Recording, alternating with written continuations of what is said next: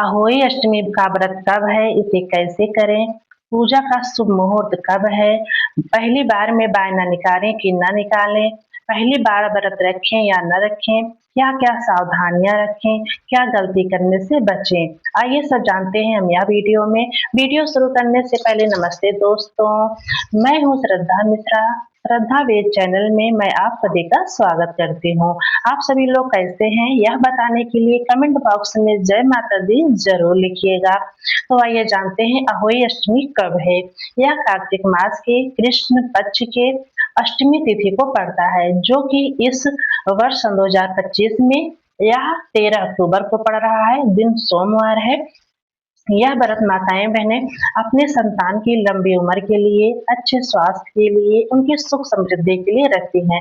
जिस तरीके से करवा चौथ का व्रत माताएं बहनें अपने पति के लिए रखती हैं, उसी तरीके से यह व्रत माताएं बहनें अपने संतान के लिए रखती हैं। करवा चौथ से कुछ मिलता जुलता ही यह व्रत होता है। करवा चौथ में चंद्र को अर्घ दे करके यह व्रत खोला जाता है, जबकि आहोई अष्टमी में यह व्रत तारों को अर्घ दे करके किया जाता है, खोला जाता है। इस तरीके से आहोई अष्टमी व्रत किया जाता है। सुबह हमें नहा धो करके साफ कपड़े पहन लेना है।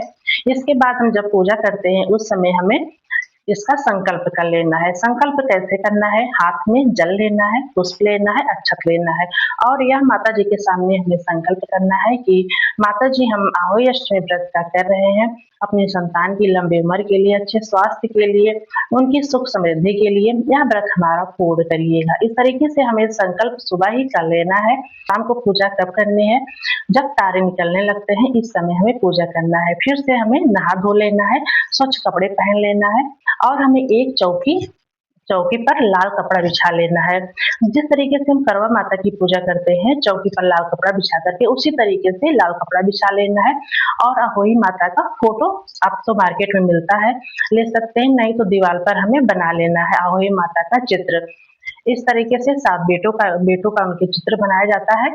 इसके बाद हमें चित्र रख लेना है चौके के ऊपर। इसके चित्र रखने के पहले, फोटो रखने के पहले हमें थोड़ा-सा अनाज डाल देना है। आप चाहे तो गेहूँ डाल सकते हैं, गेहूँ इसमें ज़्यादा उत्तम होता है, नहीं तो आप और भी कोई अनाज ले सकते हैं, चावल वगैरह भी ले सकते हैं। इस तरीके से माता जी की फोटो रख लेनी है चौकी के ऊपर। इस व्रत में 2 घड़े लिए जाते हैं। सबसे पहले घड़े का जो कंठ होता है उसमें वस्त्र रूप में हमें कलावा बांध देना है दोनों घड़े में।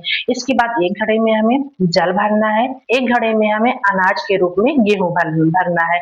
आप चाहें तो गेहूँ की जगह और भी अनाज ले सकते हैं, लेकिन अगर गेहूँ ले रहे हैं तो ज़्यादा ही उत्तम है। इसके बाद घड़े के ऊपर हमें आहोई माता का माला डाल देना है। आहोई माता का चित्र बना रहता है उसमें, जो कि चांदी का होता है। अगर हम ले रहे हैं तो हमें इस बात का ध्यान रखना है, सुनार से कह देना है जो माला बनाते हैं कि इसमें कोई मिश्रण ना करे, शुद्ध चांदी की होनी चाहिए और दोनों तरफ 2-2 मोती डाल देना है। इस तरीके से आहोई माता को माला अर्पण कर देना है। इसके बाद हमें कलश के ऊपर 7 बार टीका कर देना है। आप चाहें तो सिंदूर से कर सकते हैं या चंदन डोली से भी कर सकते हैं। इसके बाद हमें माता जी के ऊपर चुनरी डाल देना है, वस्त्र रूप में कलावा भी डाल सकते हैं। इसके बाद माता को भी तिलक कर देना है। जिस तरीके से करवा चौथ में हम बायना निकालते हैं, उसी तरीके से इसमें भी बायना निकाला जाता है। आप वस्त्र रूप में साड़ी भी ले सकते हैं या ब्लाउज का पीस भी ले सकते हैं और इसके ऊपर हमें श्रृंगार का सामान भी रखना है और दक्षिणा रूप में हम कुछ पैसा भी रख सकते हैं, चाहे 11 रुपए हो सके, 30 रुपए, 51 रुपए, जो भी आप रखना चाहते हैं इसके ऊपर हमें रख देना है। इस तरीके से इसके बाद हमें सबसे पहले गणेश भगवान की पूजा कर लेना। कोई भी पूजा हम करते हैं सबसे पहले हमें गणेश भगवान की ही पूजा करनी चाहिए।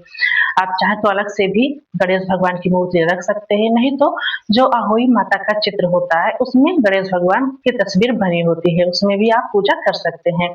इसके बाद हमें अहोई माता का जो चित्र है उसकी पूजा कर लेनी है।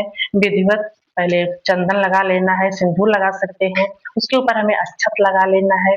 इस तरीके से हमें कर लेना है और इसके बाद हम एक दीपक आगे जलाएंगे। दीपक आप गेहूं का पात्र ले सकते हैं या गेहूं की ढेरी भी बना सकते हैं, इसके ऊपर भी हम दीपक जला सकते हैं। आप चाहें तो घी का भी दीपक हम जला सकते हैं या फिर तिल के तेल का भी जला सकते हैं, लेकिन अगर घी का दीपक हो तो ज्यादा ही बेहतर होता है। दीपक हमारी पूजा का साक्षी होता है, पहले हमें दीपक जला लेना चाहिए। इस तरीके से संकल्प तो हम सुबह ही कर लेते हैं। इस दीपक जला लेना है। इसके बाद जी को भोग में गेहूँ के आटे की बनी हुई चीज़ें भोग लगाना है, चाहे पुआ लगा सकते हैं या फिर मीठी पूड़ी या फिर हलवा पूड़ी, कुछ भी हम लगा सकते हैं, जो भी हम बना पाएँ, बना करके माता जी को भोग लगा लेना है। भोग लगा लेने के बाद हमें कथा पढ़ लेनी है, आरती कर लेना है, इसके बाद 3 बार हमें आचमनी कर लेना है, 3 बार जल से इस तरीके से हमें कर लेना है। इस तरीके से कर लेने से क्या होगा, हमारी पूजा संपन्न मानी जाएगी, आचमनी कर लेना है। इस तरीके से इसके बाद अब जो कलश में पानी है, उसे हमें करवा चौथ के दिन होता है कि हम जो कलश का पानी होता है, अगले दिन हम डाल देते हैं नीम के पेड़ पेड़ में या तुलसी जी के पेड़ में डाल देते हैं। लेकिन इसमें वह पानी हमें नहीं डालना है अगले दिन, इसे हमें 8 दिन तक रखना है, 8 दिन तक हटाना नहीं है और इधर से उधर भी नहीं करना है, इस बात का भी हमें ध्यान रखना है, एक जगह रख देना है। किसी-किसी के यहाँ होता है कि छोटी दीपावली के दिन यह जो कलश का पानी होता है, इसे हम अपने बच्चों के नहला सकते हैं बच्चों को या घर में छींटे मार सकते हैं, छिड़क सकते हैं। किसी-किसी के यहाँ दीपावली के दिन भी होता है, किसी-किसी के यहाँ भाई दूज के दिन भी होता है। हम देख लेंगे जिस तरीके से हमारे यहाँ होता होगा उस तरीके से हम कर लेंगे और अगर नहीं पता है कि हमारे यहाँ कब होता है तो हम दीपावली के दिन इसे कर सकते हैं। सुबह कलश का पानी लेकर के अपने बच्चों को नहला सकते हैं, छोटा बच्चा है तो उसके ऊपर हम छिड़क सकते हैं। इससे अहोई माता का जो आशीर्वाद है हमारे बच्चों के ऊपर बना रहेगा। अब बात आती है कि इस दिन हमें क्या नहीं करना है।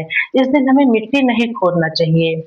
अहोई अष्टमी के दिन हमें मिट्टी नहीं खोदना चाहिए और जो कैंची का काम है, काटने का है, वस्त्र हम नहीं काट सकते हैं और सिलाई नहीं कर सकते हैं। सिलाई मशीन से करना हो तो भी हमें नहीं करना है। इस तरीके से हमें अपना व्रत करना है, इन सब चीज़ों का हमें ध्यान रखते हुए व्रत करना है। सारी चीज़ों को ध्यान में रखते हुए हम व्रत करते हैं तो हमें पूर्ण फल मिलता है और यह भी हमें ध्यान रखना है कि अगर छोटे बच्चे हैं, थोड़ी शैतानी कर रहे हैं, तो उन्हें डाँटना नहीं है उस दिन, उन्हें गलत नहीं बोलना है अहोई अष्टमी के दिन, क्योंकि हम अपने बच्चों के लिए ही तो यह व्रत रख रहे हैं और उन्हें ही हम गलत कहेंगे फिर क्या फ़ायदा है? तो हमें पूरा फल नहीं मिलता है, इसलिए हमें क्रोध तो बिल्कुल भी नहीं करना है, क्योंकि छोटे बच्चे होते हैं और शैतानी करने से बाज नहीं आते हैं, मानते नहीं हैं, उन्हें इतनी समझ भी नहीं होती है, इन बातों का हमें तो ध्यान रखना चाहिए और उन्हें कभी डाँटना उन्हें उस दिन नहीं डाँटना चाहिए। अहोई अष्टमी का व्रत जिस दिन हम रखे हैं उस दिन नहीं डाँटना चाहिए और हमें झूठ नहीं बोलना चाहिए, किसी की चुगली नहीं करना चाहिए, ये सब हमें किसी भी दिन नहीं करना चाहिए। लेकिन ख़ास बात हमें यह रखना है कि उस दिन बच्चों को अपने गलत शब्द नहीं बोलना है और बच्चों पे अगर कोई थोड़े बड़े बच्चे हैं, समझदारी है उनमें, तो अपनी माँ को उस दिन भी परेशान ना करें और उनकी हर बात उस दिन मानें। ऐसा करें कि उनके मुँह से आपके लिए आशीर्वाद निकले। इस तरीके का इन सब बातों का ध्यान रखते हुए हमें यह व्रत करना है। इस तरीके से अगर यह वीडियो आप सबको पसंद आया हो, उम्मीद करती हूँ यह वीडियो आप सबको पसंद ज़रूर आया होगा। आया होगा तो इस चैनल को अगर अभी तक सब्सक्राइब नहीं किए हैं, तो इस चैनल को ज़रूर सब्सक्राइब कर लीजिएगा और एक लाइक ज़रूर करिएगा, कमेंट में जय माता दी ज़रूर लिखिएगा। मिलती हूँ अगली वीडियो में, तब तक के लिए राधे राधे।